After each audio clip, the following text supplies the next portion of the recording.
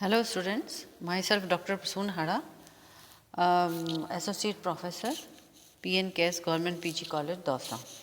हम पढ़ रहे हैं आयनिक सॉलिड्स और आयनिक सॉलिड्स के अंदर आज हम पढ़ रहे हैं इंट्रामोलिकुलर हाइड्रोजन बॉन्ड, अंतः अणुक हाइड्रोजन बंध। यह क्या होता है? जब किसी यौगिक के एक ही अणु के अंदर हाइड्रोजन बंध बन जाए तो उसे अंतः अणुक हाइड्रोजन बंध कहते हैं। इस प्रकार के बंध में दो समूह आपस में हाइड्रोजन बंध द्वारा जुड़कर 5 to 6 मेंबर्ड स्थायी रिंग बनाते हैं और यही कारण है कि हाइड्रोजन बंध बनने की इस प्रक्रिया को चिलेशन भी कहा जाता है या किलेटन भी कहते हैं। अंतः अणुक हाइड्रोजन बंध के कारण अणु स्टेबल हो जाते हैं, जिससे इन अणुओं की समान प्रकार के अन्य अणुओं से जुड़ने की जो टेंडेंसी है वो बहुत कम हो जाती है, अतः इनके गलनांक और क्वथनांक बहुत कम होते हैं। अंतः अणुक हाइड्रोजन बंध बनाने वाले समूह के परमाणु एक दूसरे से निकटतम होने चाहिए, जिससे रिंग में डिस्टॉर्शन न्यूनतम हो। डिस्टॉर्शन आने ही विकृति ही न आने पाए, न्यूनतम विकृति ही आने पाए। यही कारण है कि बेंजीन के ऑर्थो द्विप्रतिस्थापित उत्पन्न अंतः अणुक हाइड्रोजन बंध का निर्माण करते हैं, जबकि मेटा एवं पैरा प्रतिस्थापी में हाइड्रोजन बंध में भाग लेने वाले समूहों के मध्य अधिक दूरी पाए जाने के कारण अंतर अणुक हाइड्रोजन बंध पाया जाता है। यहाँ पे हम दिखाया गया चित्र में देखिए, ऑर्थोनाइट्रोफिनोल अणु के अंदर ही हाइड्रोजन और ऑक्सीजन के बीच में आपका पैराक्लोरोफिनोल में देखें हाइड्रोजन बंध पाया जाता है। ऑर्थोक्लोरोफिनोल में देखिए अणु के अंदर ही आपका हाइड्रोजन बंध पाया जा रहा है। एसिटिल एसीटोन देखिए, हाइड्रोजन इस बेंजीन रिंग में हाइड्रोजन और ऑक्सीजन के बीच में यहाँ पे हाइड्रोजन बंध है। इसी तरह से ऑर्थोक्लोरोफिनोल के अंदर क्लोरीन और हाइड्रोजन के बीच में ये हाइड्रोजन बंध है। तीसरा प्रकार का बंध है पाई हाइड्रोजन बॉन्ड। कुछ ऐसे उदाहरण होते हैं जिसमें यौगिक इलेक्ट्रॉन के एकल युग्म के बिना भी हाइड्रोजन बंध बना लेते हैं। यहाँ बंध निर्माण के लिए अपने पाई बंध में स्थित इलेक्ट्रॉन युग्म का यूज़ करते हैं। ओलिफिन या एरोमेटिक पदार्थ के पाई इलेक्ट्रॉन हाइड्रोजन बंध में प्रोटॉन ग्राही या इलेक्ट्रॉन डोनर का काम करते हैं। ऐसे हाइड्रोजन बंध को पाई हाइड्रोजन बंध कहा जाता है। यह दो प्रकार के होते हैं पाई हाइड्रोजन बंध। They are of 2 types.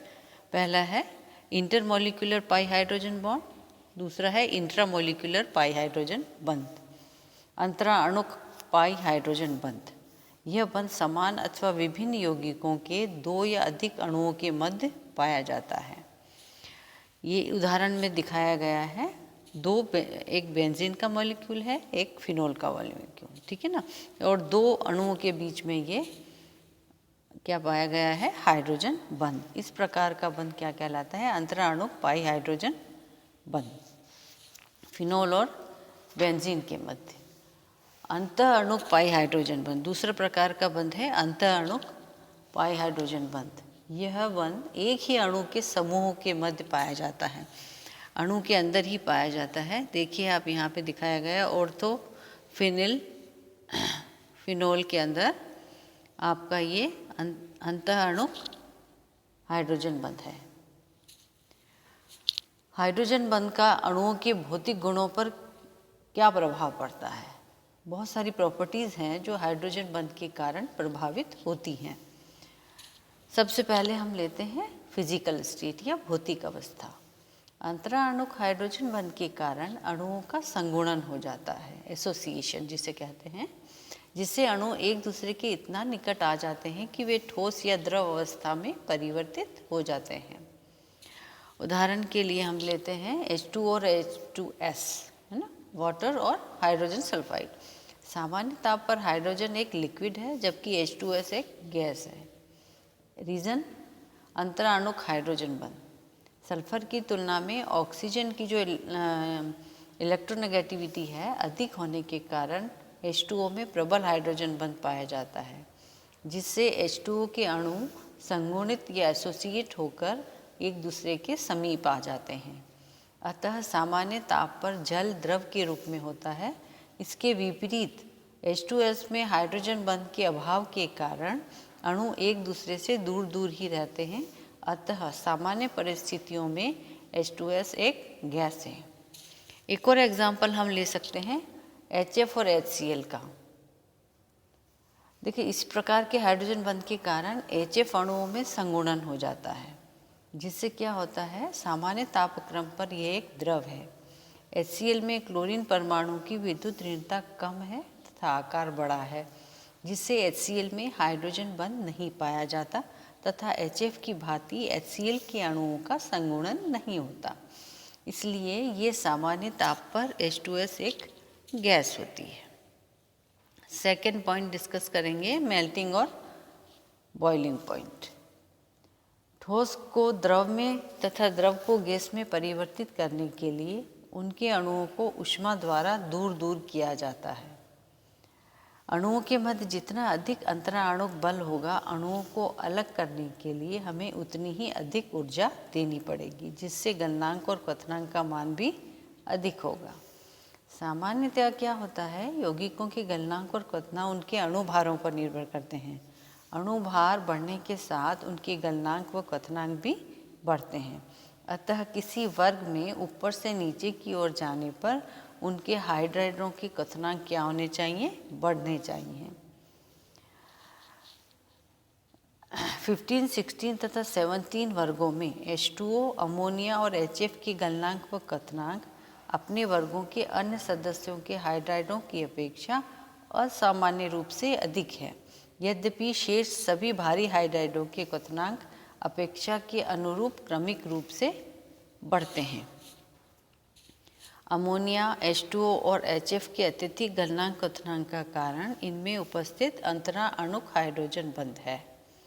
Nitrogen, oxygen व फ्लोरीन अपने अपने वर्गों में उच्चतम विद्युत ऋणता वाले तत्व हैं, जिनमें प्रबल हाइड्रोजन बंध बनाने की प्रवृत्ति पाई जाती है।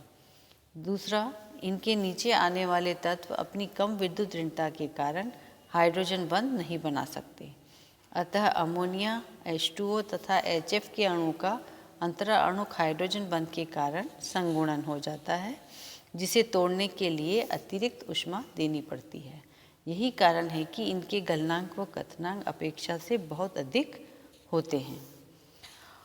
ऑर्थो तथा पैरा द्विप्रतिस्थापित बेंजीन व्युत्पन्नों के गलनांक अंतःअणुक हाइड्रोजन बंधों से युक्त 0 प्रतिस्थापितों में आणविक संगुणन नहीं पाया जाता है, जबकि मेटा व पैरा प्रतिस्थापियों में अंतराअणुक हाइड्रोजन बंध के कारण आणविक संगुणन पाया जाता है।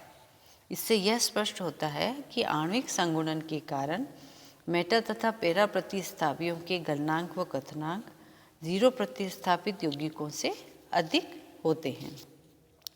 यही कारण है कि ऑर्थोनाइट्रोफिनॉल की तुलना में पैरानाइट्रोफिनॉल का गलनांक अधिक है। नेक्स्ट हमारी प्रॉपर्टी हम लेते हैं सॉल्युबिलिटी या विलेयता। कार्बनिक यौगिक सहसंयोजक प्रवृत्ति के होने के कारण जल में विलयशील नहीं होते हैं, किंतु यदि उनमें हाइड्रोजन बंध बनाने की क्षमता हो तो वे जल में घुल जाते हैं। यौगिकों की विलेयता पर हाइड्रोजन बंध के प्रभाव का अध्ययन निम्नलिखित बिंदुओं में किया जा सकता है। पहला हम लेते हैं solubility of alcohol in water. Alcohol, glycol, glycerol तथा शर्करा आदि में एक या एक से अधिक OH समूह होने के कारण हाइड्रोजन बंध बनाने की बहुत अधिक पॉसिबिलिटी होती है। जहाँ पे OH समूह अधिक हों वहाँ पर। यही कारण है कि ये सभी यौगिक जल में अत्यंत विलयशील होते हैं। यहाँ पे एल्कोहल की सॉल्युबिलिटी दिखा रखी है। ये हाइड्रोजन के साथ ऑक्सीजन हाइड्रोजन के बीच में हाइड्रोजन बंध इस तरह से संगुणन करते हुए बना लेते हैं। फिर है डाईमिथिल ईथर, जल में मिश्रणीय है क्योंकि यह जल के अणुओं के साथ हाइड्रोजन बंध बना सकता है, लेकिन डाईमिथिल थायो ईथर जल में अमिश्रणीय है क्योंकि यहाँ सल्फर की विद्युत ऋणता कम होने के कारण जल के अणुओं के साथ ये हाइड्रोजन नहीं बनाता। डाईमिथिल ईथर की जल में विलेयता दिखाई गई है। यहाँ पर देखिए, दोनों ऑक्सीजन ने दोनों हाइड्रोजन परमाणुओं के साथ क्या बना रखा है, हाइड्रोजन बंध बना रखा है। पिरीडीन में देखिए यहाँ पे नाइट्रोजन हाइड्रोजन के बीच में हाइड्रोजन बंध है। डाईऑक्सेन में हाइड्रोजन ऑक्सीजन के बीच में बंध है। और एसिटिलीन और एसीटोन, इनके मध्य में आप ऑक्सीजन और हाइड्रोजन के मध्य हाइड्रोजन बंध दर्शा रखा है। नेक्स्ट हम लेते हैं मोलिकुलर वेट, यानी कि अणुभार। बहुत से पदार्थों के प्रयोगों द्वारा निकाले गए अणुभार जो हैं उनके रासायनिक सूत्र द्वारा अनुमानित अणुभार से अधिक पाए गए हैं। जैसे एग्जाम्पल के लिए हम लेते हैं एसिटिक अम्ल। अच्छा, प्रायोगिक अणुभार इसका होता है 120, जबकि रासायनिक सूत्र के अनुसार यह अणुभार 60 होना चाहिए। इसका कारण एसिटिक अम्ल के दो अणुओं का हाइड्रोजन बंध बनने के कारण संगुणित होना है, जिससे एक चक्रीय द्विलक या डाइमर बन जाता है। और इसी प्रकार का संगुणन बेंजोइक अम्ल में भी पाया जाता है। देखिए ये आपका संगुणन इस प्रकार से दिखाया गया है। इसमें यदि CH3 है तो एसिटिक एसिड का होगा, RCC6 है तो बेंजोइक एसिड का होगा। तो कार्बोक्सिलिक अम्लों में ये संगुणन द्वारा डाइमर या द्विलक का निर्माण दर्शाया गया है। नेक्स्ट है स्टेबिलिटी ऑफ क्लोरल हाइड्रेट, यानी क्लोरल हाइड्रेट का स्थायित्व। सामान्यतः वे कार्बनिक यौगिक जिनमें एक ही कार्बन परमाणु से एक से अधिक OH समूह जुड़े हुए हों अस्थायी होते हैं, और ये क्या करते हैं, तुरंत ही जल का अणु त्याग देते हैं। जैसे example CH3CH OH whole twice, है ना, ये जल का अणु त्याग कर CH3CHO में कन्वर्ट हो जाता है। लेकिन क्लोरल हाइड्रेट में क्लोरीन परमाणु OH समूह के मध्य हाइड्रोजन बंध बनने से यह यौगिक स्थायी हो जाता है, यद्यपि एक कार्बन परमाणु पर 2 OH समूह उपस्थित हैं। नेक्स्ट है acidic strength of halogen acids, यानी हेलोजन अम्लों की अम्लीय प्रबलता। हेलोजन अम्ल HX में HF सबसे दुर्बल अम्ल है, जबकि HI जो है वो सबसे स्ट्रॉन्गेस्ट है, प्रबल अम्ल है।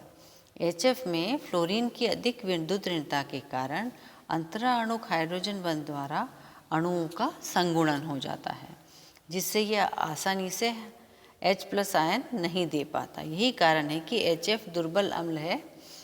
इसके ठीक विपरीत आयोडीन की कम विद्युत ऋणता के कारण HI के अणु हाइड्रोजन बंध द्वारा संगुणित नहीं हो पाते हैं, अतः आसानी से H+ त्याग कर प्रबल अम्ल की भांति व्यवहार करते हैं। कार्बोक्सिलिक अम्लों के वियोजन स्थिरांक, dissociation constant of carboxylic acids. अम्ल का वियोजन स्थिरांक का मान उसके आयन के स्थायित्व पर निर्भर करता है। यदि किसी अम्ल द्वारा प्रोटॉन त्यागने के बाद बना ऋणायन अंतःअणुक हाइड्रोजन बंध के कारण स्थायी हो जाता है, तो ऐसे अम्ल का वियोजन स्थिरांक Ka का मान काफ़ी अधिक होगा, लेकिन pKa का मान कम होगा और अम्लीय सामर्थ्य अधिक होगी। उदाहरण के लिए हाइड्रोक्सी बेंजोइक अम्ल के तीनों आइसोमर्स में केवल ऑर्थो ऋणायन ही अंतःअणुक हाइड्रोजन बंध बनाता है, अतः इसका वियोजन स्थिरांक Ka सर्वाधिक होता है तथा यह प्रबल अम्ल है। यहाँ पे दिखाया गया है Ka का मान देखिए, ऑर्थो, पेटा और पैरा। ऑर्थो में Ka का मान आप देख रहे हैं 105 है, मेटा में हो गया ये 8.3 और पैरा में 2.9, और pKa का मान ऑर्थो में 2.98 है, मेटा में 4.08 और 4.58। दैट्स ऑल, आज के लिए इतना ही। Thank you.